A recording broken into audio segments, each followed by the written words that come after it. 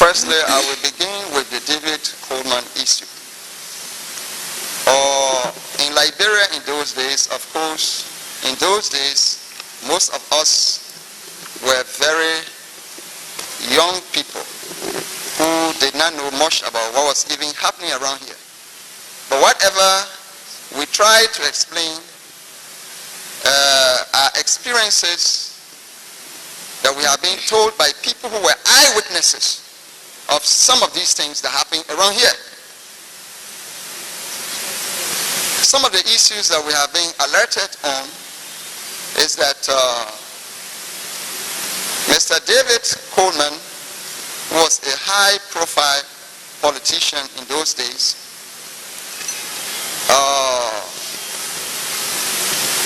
With a lot of support from within the Truic Party. And at the time when President Barclay was president of Liberia, in fact, even in the past, in other administrations back, it has been the policy, it was the policy that if somebody serves as president for a term, whether you do well or not, when your term expires, you should step aside for someone else to also contest and replace you. And if in the future you intend to come back, then of course you can contest. If you win, then you can be. So during the time of President Barclay, he felt that he will make a comeback. So therefore, he really wanted to confide in someone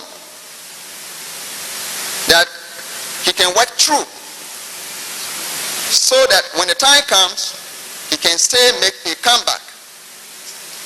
But the condition at the time that he wanted for this person to accept was to marry his niece. And this rumor was in town in those days, that, well, President Barclay will support whoever that marries his niece in order for that person to succeed him.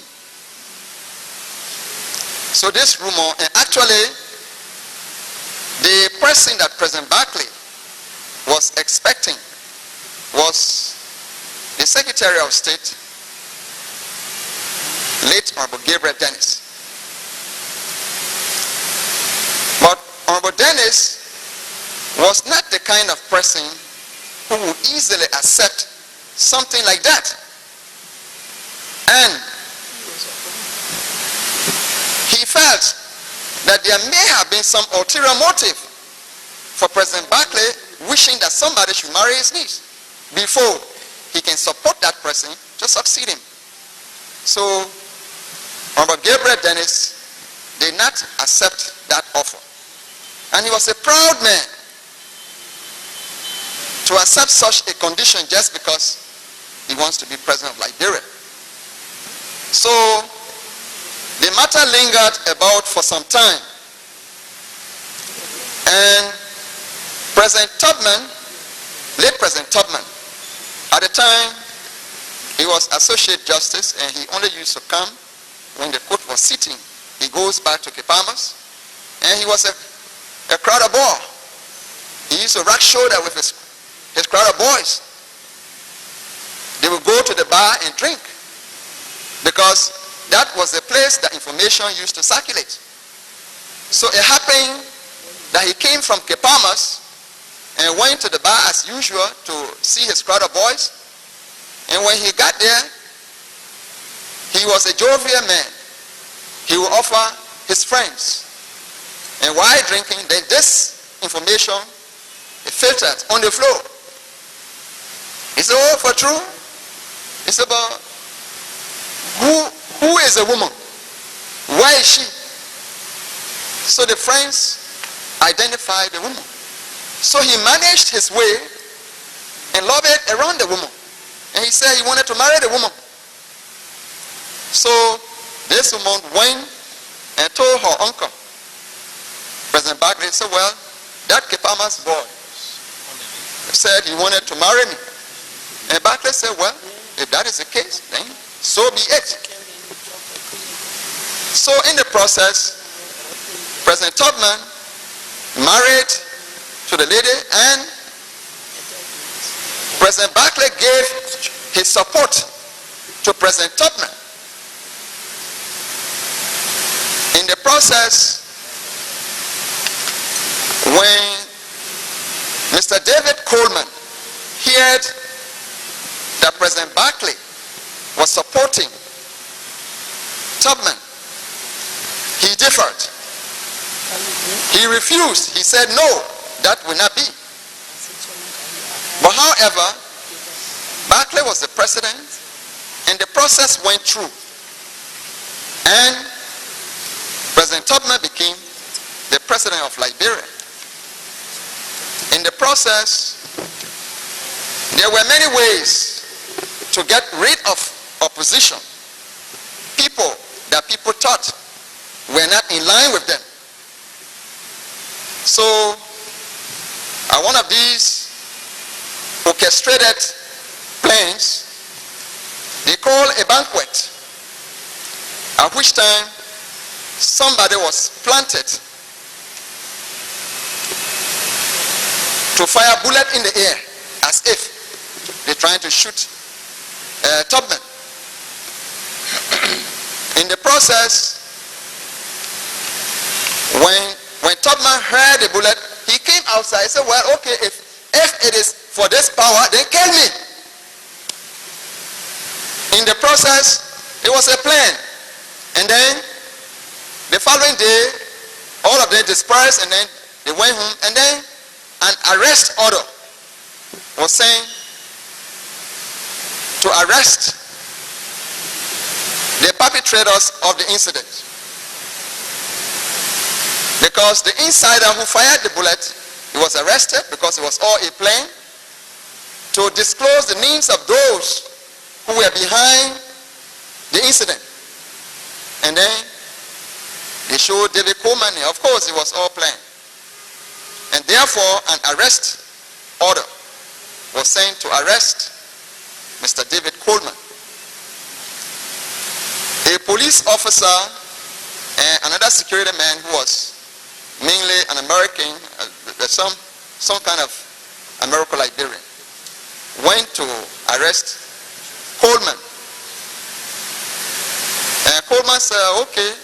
When he read the arrest order, he said, well, okay, hold on. Let me dress better and come so we can go. So he went in his room and brought his pistol.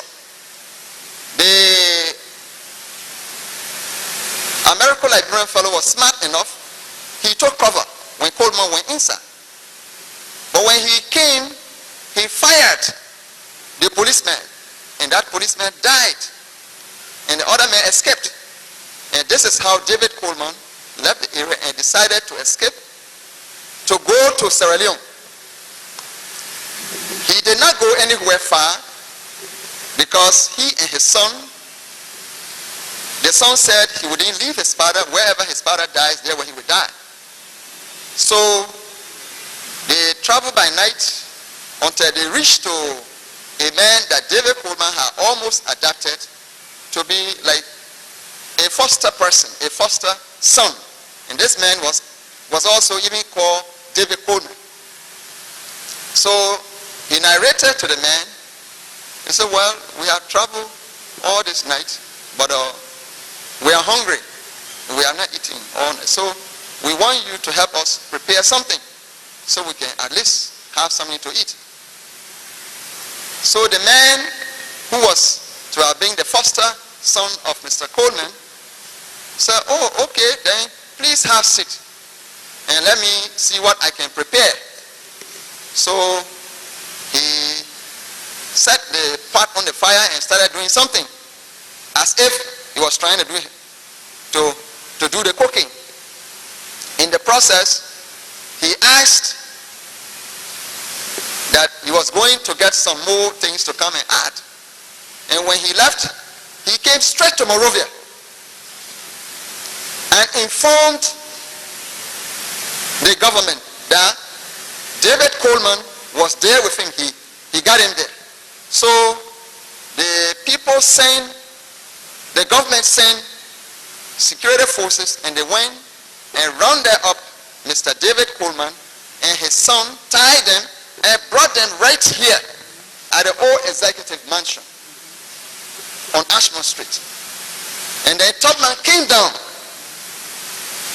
and told David Coleman, he said, Coleman, he said, you said you don't agree for me to be the president, but here you are. I'm the only one can free you now. So what I would suggest, except you kiss my feet, then I will free you. And David Coleman was a very proud man too. He couldn't do that. He refused. There and then, Tubman said, I don't want to see him. And he went upstairs. So David Coleman and his son were taken to the same BTC barracks here. There where they were executed.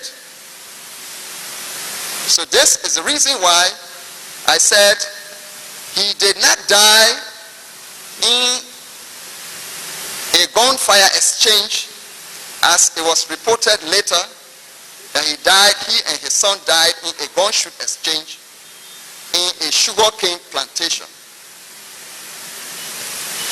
That is the issue concerning Mr. David Coleman.